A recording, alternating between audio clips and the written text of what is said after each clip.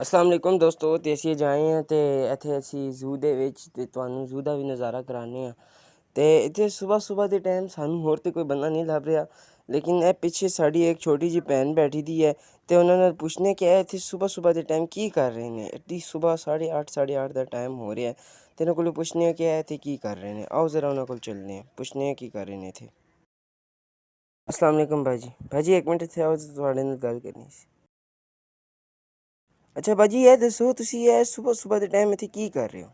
मेरा सामने वाला घर है तो मैं इत्थे एवं झूले शूले लेन आई हाँ। ते जी घूमती फिरती पई सा ते मैं क्या झूले ले लैने।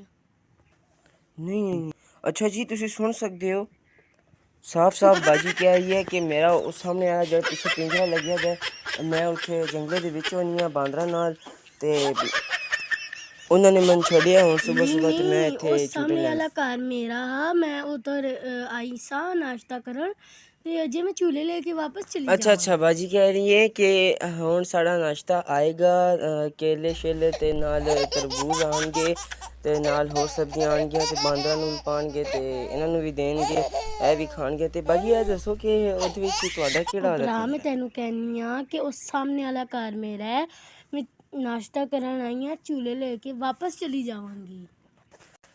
ਬਾਜੀ ਕਹਿ ਰਹੀ ਹੈ ਕਿ ਮੈਂ ਜ਼ਿਆਦਾਤਰ ਬਾਂਦਰਾਂ ਨਾਲ ਨਹੀਂ ਰਹਿੰਦੀ, ਮੈਂ ਜ਼ਿਆਦਾਤਰ ਦੂਸਰੇ ਜਾਨਵਰਾਂ ਨਾਲ ਰਹਿੰਦੀ ਹਾਂ ਕਿਉਂਕਿ ਉਹ ਘੱਟ ਚੀਜ਼ਾਂ ਖਾਂਦੇ ਨੇ ਤੇ ਸਾਨੂੰ ਵੀ ਵਿੱਚੋਂ ਖਾਣ ਵਾਸਤੇ ਕੁਝ ਨਾ ਕੁਝ ਲੱਗ ਜਾਂਦਾ ਹੈ।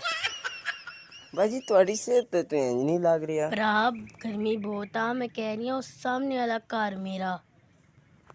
ਬਾਜੀ ਕਹਿ ਰਹੀ ਹੈ ਕਿ ਗਰਮੀਆਂ ਦੇ ਵਿੱਚ ਜ਼ਿਆਦਾਤਰ ਅਸੀਂ ਤਰਬੂਜ ਹੀ ਖਾਂਦੇ ਹਾਂ। ਤੇ ਬਾਜੀ ਇਹ ਦੱਸੋ ਕਿ ਅਗਰ ਤੁਸੀਂ ਇੰਨਾ ਘੱਟ ਖਾਂਦੇ ਹੋ ਤੇ ਬਾਕੀ ਬਾਂਦਰਾਂ ਦਾ ਤਾਂ ਮੈਂ ਮੂੰਹ ਵੇਖਿਆ, ਉਹਨਾਂ ਦੇ ਤਾਂ ਅੱਗੋਂ ਮੂੰਹ ਚਿੱਬੇ ਜਿਹੇ ਹੁੰਦੇ ਨੇ ਤੇ ਤੁਹਾਡਾ ਉਸ ਤਰ੍ਹਾਂ ਦਾ ਮੂੰਹ ਕਿਉਂ ਨਹੀਂ? निकल इत्थों निकल तू। नहीं बाजी मैंने दसो, मैं अपनी ऑडियंस में दसना चाहना कि ਤੁਸੀਂ ਇੱਥੇ ਬਾਂਦਰਾਂ ਨਾਲ ਰਹਿੰਦੇ ओ ਹੋ सामने वाला घर मेरा, मैं तेनू आई हाँ तो मैं बोर हो रही सी तो मैं झूले ले आया। ਬਾਜੀ ਕਹਿ ਰਹੀ ਹੈ ਕਿ ਇੱਕ ਪਿੰਜਰਾ ਮੇਰੇ ਸਾਹਮਣੇ ਵੀ ਬਣਿਆ ਦਾ ਤੇ ਮੈਂ ਚਾਹੇ ਜਿਸ ਨਾਲ ਵੀ ਰਹਾਂ, ਮੈਂ ਬੇਸ਼ੱਕ ਬਾਂਦਰਾਂ ਨਾਲ ਬਵਾਂ ਤੇ ਨਾਲ ਸ਼ੇਰ ਨਾਲ ਬਵਾਂ ਤੇ ਤੁਹਾਨੂੰ ਇਹਦੇ ਵਿੱਚ ਮਸਲਾ ਨਹੀਂ ਹੋਣਾ ਚਾਹੀਦਾ। ਤੇ ਬਾਜੀ ਨਹੀਂ, ਸਾਨੂੰ ਕਿਹੜਾ ਮਸਲਾ ਹੋ ਸਕਦਾ ਹੈ? चल निकल इथू।